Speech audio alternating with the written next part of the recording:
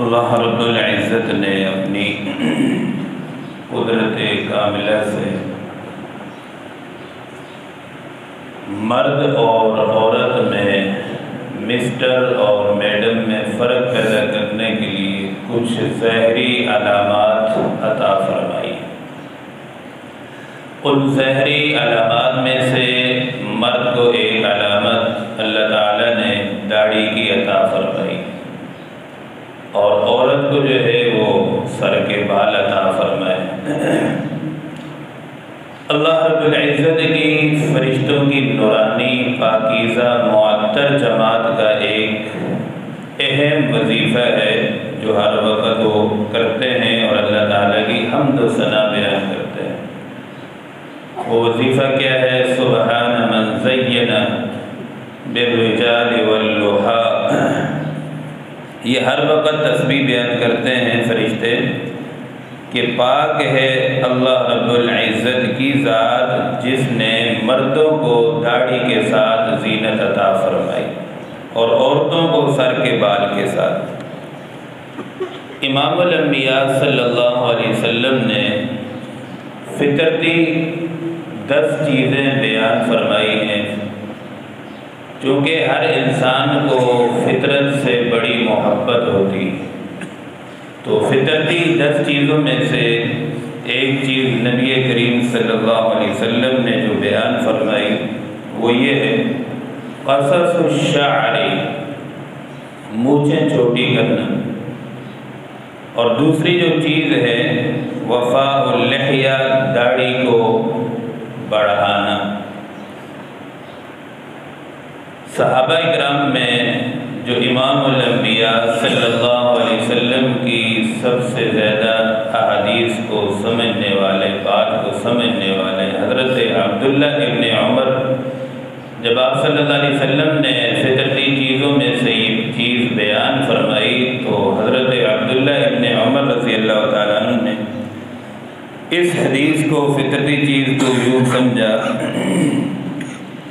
کیونکہ داڑھی آدمی اتنی بھی نہ بڑھائی کہ ناف تک آنے لگے اور بال بے تحاشا بڑے ہوں۔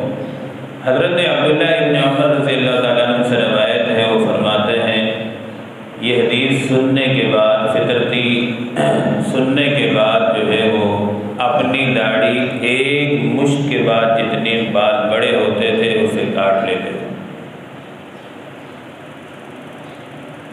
تو داڑھی جو رکھنا شریعت میں وہ ایک مشت ہے، ایک مشت سے کم نہیں ہونی چاہیے۔ ایک مشت سے اگر کم رکھیں گے یہ حرام اور گناہ کبیرہ ہے، اور یہ اللہ تعالیٰ کی کھلم بغاوت ہے، اور یہ اعلانیہ گناہ ایسے ہوتے ہیں جو معافی نہیں ہے ان گناہوں کی۔ اسی طریقے سے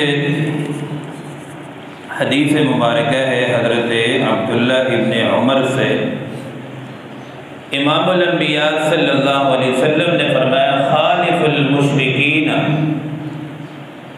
کہ مشرکین کی مخالفت کرو اور داڑھیوں کو بڑھاؤ، مونچھوں کو کٹواؤ۔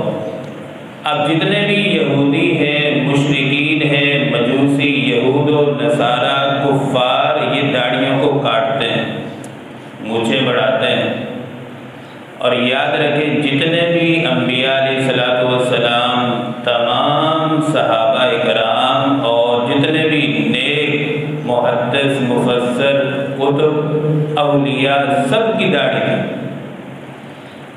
اور جو آدمی جن کے ساتھ مشابہت اختیار کرتا ہے تو قیامت والے دن انہی کے ساتھ ان کا حشر ہوگا۔